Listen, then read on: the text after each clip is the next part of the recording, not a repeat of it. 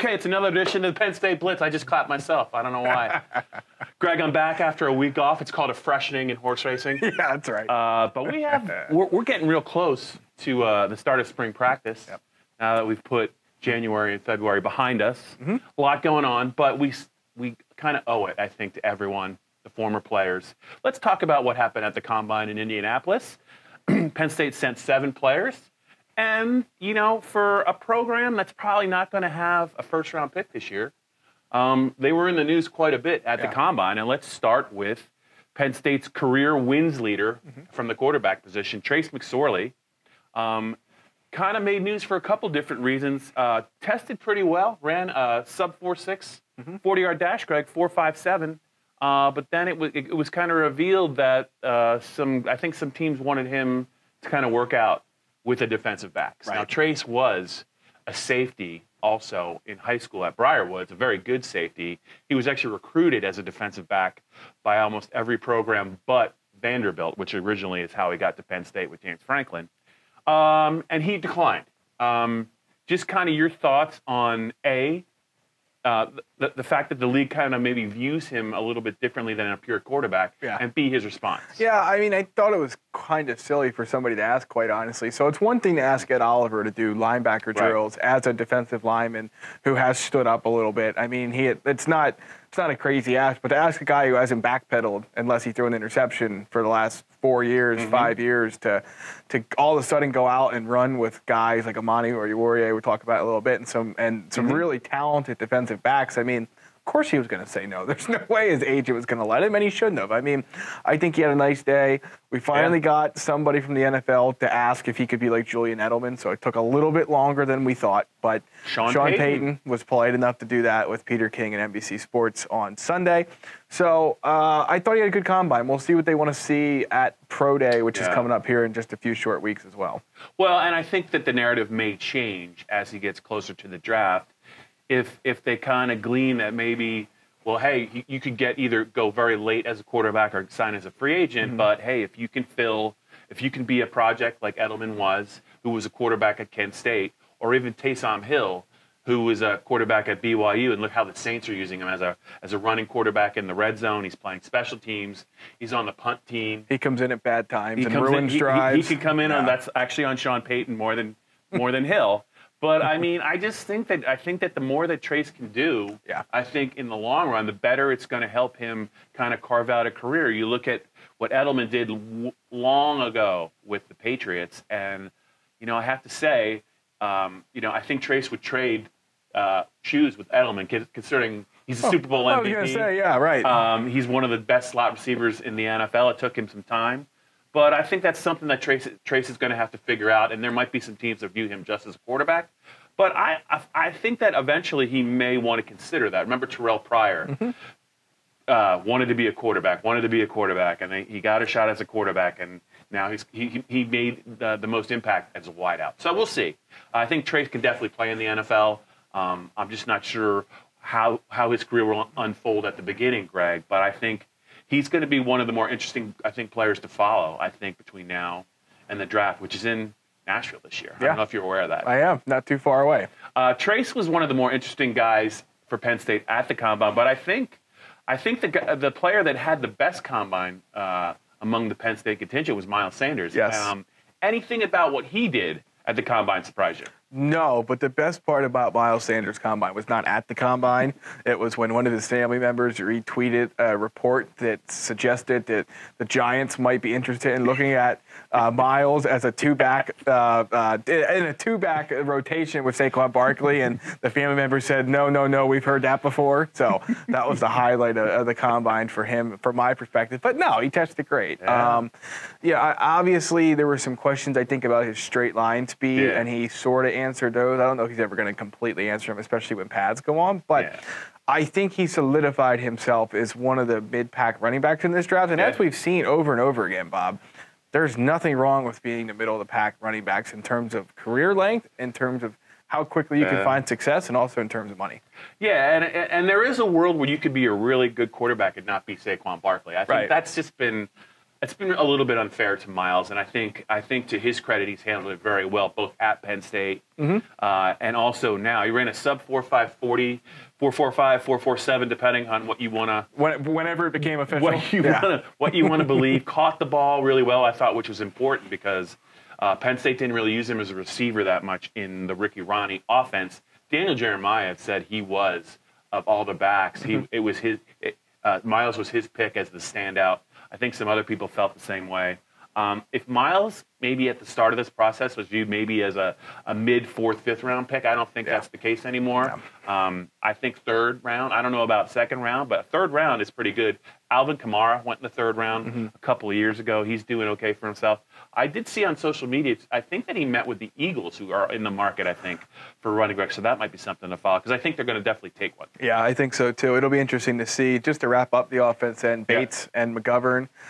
Bates was one of the faster guys. Yeah. I don't know if that surprises anyone, but we'll see. Maybe he ran his way into the 7th round. I don't know. Did he run 40 yards his whole Penn State career? That's the mind-boggling thing. Yeah, that's not just him, but they just. I mean, it's that's really its own yards. problem. Yeah, right. His 10-yard split wasn't bad. McGovern, you talk about day 2 draft picks. I think he probably falls into that category now as well. I think of all of the off-season stuff that's happened so far in the Penn State world, either with the current team or with the past, the love for Connor McGovern from NFL folks may be the most, I don't know if surprising is the right word, because we knew Mel Kiper liked him, but Bob, NFL teams love themselves some Connor McGovern. It's unanimous, too. It's just, you go on any site and they just say that, look, he's a productive guy. He came out a year early. He can be versatile. He can play multiple spots. And I just think back to when Connor was a January enrollee prior to the 2016 season. And he very slowly but surely kind of distinguished himself that winter and that spring. I do remember him playing tackle in the spring game, and it didn't really go great. But he probably could play it now, considering he's 6'5", 310. And I just think he's a guy that, if you look at the NFL, kind of places premium on good guards now. Zach Martin with the Cowboys, Quentin Nelson with the Colts. You saw what he did this year. And I think that Connor McGovern has a chance to have a really long, productive career at a position where a lot of people didn't necessarily know that you can get paid a lot of money. But he's never been really hurt. He's played injured.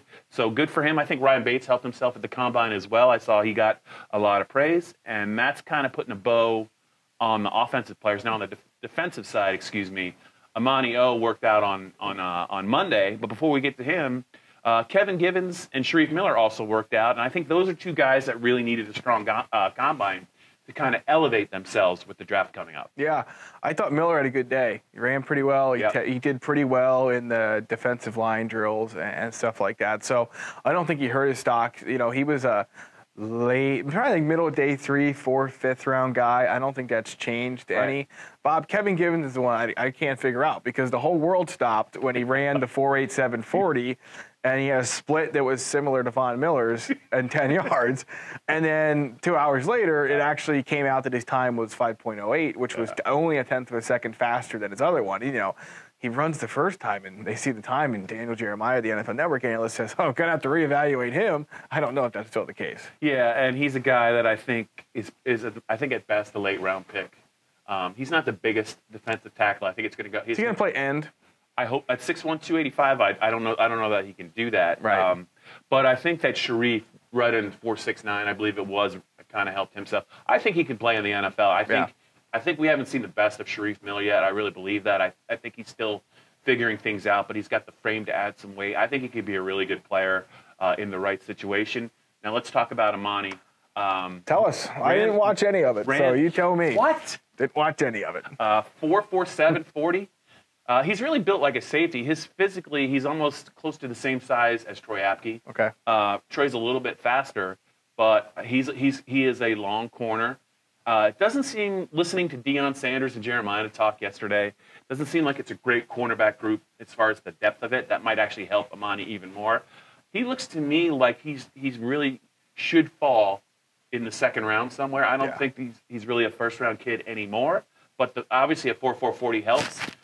It'll be interesting to see if the NFL views him as a pure corner, or maybe looks at him maybe playing some safety as well, because he's certainly got the frame for it. And I think that when you really think about it, when's the last time Penn State has had a corner drafted that's played very, had a solid NFL career. We'll have to do some research on that, but it is not cornerback U for a reason. They just haven't had they've had some safeties, right? But they've not had a lot of cornerbacks.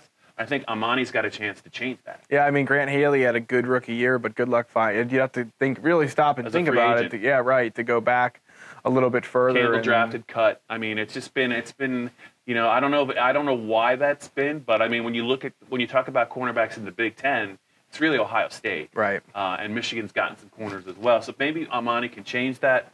And I'm anxious to see some of these guys at Pro Day on March 19th. Will they run?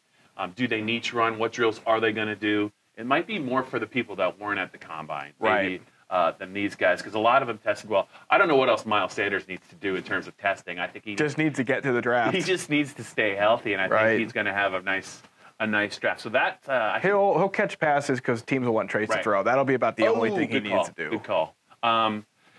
Is there anyone else we need to talk about? I think the combine is a wrap. Time for the mailbag. All right, and also let's just talk about real quick. I think the 2020 combine could be pretty interesting for Penn State as well. Yeah, it definitely could. I mean, it's a topic for another time. It is, but there's some names out there. Yeah. I'm actually the one that could be the most interesting to watch is Juwan Johnson. He's not going to be at Penn State at that point in time, but after his year, but we'll see what he does after that. Easy. So we'll see. But no, next year the 2020 group, it's interesting because the whole junior draft, if that's going to become the norm at Penn State, it is going, and I think it will. Yeah. You could have all kinds of interesting guys there. I know. I like it. Maybe next year you and I are going to go to the draft. Maybe, or the combine. Or not the draft, the combine. Yeah. There's that one place downtown that you can bet on horses. Maybe we'll go find out. If we have time. I don't know. I'm not sure if we will. All right, it's time for the mailbag. Mailbag. Let's do it. All right, Bob. Troy Apke was the guy last year that went well before anybody else. Well before anyone thought he would. Not going to ask you. Ahead of Marcus Allen. Ahead of Marcus Allen. That's where I'm going with this. Is it possible Kevin Givens goes before Sharif Miller? Or, on the other side of it, is it possible that Bates goes before McGovern? I'm going to say probably no to both, but what do you think? I think Sharif Miller will be the player that goes earlier. Like, he'll be this year's Apke. I think he'll go a little bit earlier than some people think. I think he, if everything checks out, I think he is like just outside the top 100 kind of player. I think he's a guy in the right system that could really prosper. I think he's long. I think the 4.69 really helped him. I don't see Bates going before McGovern. I think Bates maybe could get drafted. I'm real curious to see which team aligns itself with Miles Sanders, because I think he is now quickly moving into the conversation as maybe one of the top 5 backs in the draft. And he's really come a long way since the start of the 2018 season, if you think about it. Haven't seen you since Penn State hired Joe Lorig. What are your thoughts on that? Anything that comes to mind? And is a fresh set of eyes exactly what Penn State needed? So they moved on from Charles Huff. They obviously installed a new special teams coordinator, but it was not a fresh set of eyes. It was Phil Galliano, who was with the program prior to that promotion. Seeing what you saw last year and knowing where Penn State has to improve, is a fresh set of eyes just what Penn State needed in this regard? Well, I think obviously it helps that James coached with him. I think Idaho State a long time ago. At the very beginning of James's coaching career, I think that I don't know how. I'm sure they've kept in touch, but this seems to me like this was in the making for a while. Yeah. I think that this was a guy that, and I'm anxious to see how he does things differently. I'm anxious to see how he kind of, we always got a chance to look at them at practice and Phil had like a headset. I was going to say, wear the bingo headset. I hope he's not wearing the bingo headset. One of these days, someone's going to yell bingo, I think, on the special teams coach. But they need to be better. They just weren't. They cost themselves too many big plays this past year. You saw it at the very beginning against Appalachian State. I think you just kind of have to wait and see. They have one of the top punters, I think, in the country. I think the place kicker should be better with another year. The question remains, what can they do maybe to get more big plays out of the return game if that's possible, especially kick return game? Are they going to use KJ Hamler in that role anymore, or is he more valuable? Maybe he's not the biggest guy just as a receiver. I think the pieces are in place for Penn State to be one of the better special teams units in the Big Ten. I don't think there was any excuse for the mistakes they made last year. So I would say. And my prediction is this guy's going to get more than a year. Yeah. Win, lose, or draw, he's going to get more than a year. So I think that James needs to get this right, and I think he will make it a priority this offseason. Final question. We are, depending on when you watch this, a week away from the start of spring practice, 8 days from spring practice. It's exciting. Hard to believe it's already here. Yeah. We'll have more thoughts on this next week, but right now, the top of the list question for James Franklin for you heading into spring practice is what? Yeah. Not the middle of the list, not the 1B, not the 2A, the 1. I think they feel really good about Rasheed Walker, the second-year offensive tackle, who's a very talented recruit, redshirted last year, and they have a pretty big opening with Ryan Bates moving on. Will Fries is back at tackle, but the offensive line loses 2 really good players, and I think that you need 3 tackles in the Big Ten if you want to be a productive offense. I think Rasheed Walker. I think if Penn State emerges from spring feeling good about him, I think that's a really big box to check as far as things they need to accomplish. There's a lot of other things. They're replacing some really good players. You could talk about the quarterbacks. You could talk about replacing Imani O. But I just think offensive tackle, I think that Rasheed Walker is a guy that can really make a big step forward this year. I don't know if you remember, I think Trace talked about him in the bowl press conference after they lost to Kentucky. He talked about him and Justin Shorter. So I think those are 2 guys I'm going to be watching in spring and in summer. But I would say Rasheed Walker's development, I think, is a big deal at Penn State right now. All right, that's all we got. That's it for this week's edition of the Penn State Blitz. When we come back next week, it's going to be about spring. It's got to be about spring practice, right? Yep. Can't be about anything else. No. The Kentucky Derby's not till May. Right. We could talk about the NCAA tournament, but I think that would really annoy a lot of Penn State football fans, so we're not going to do that.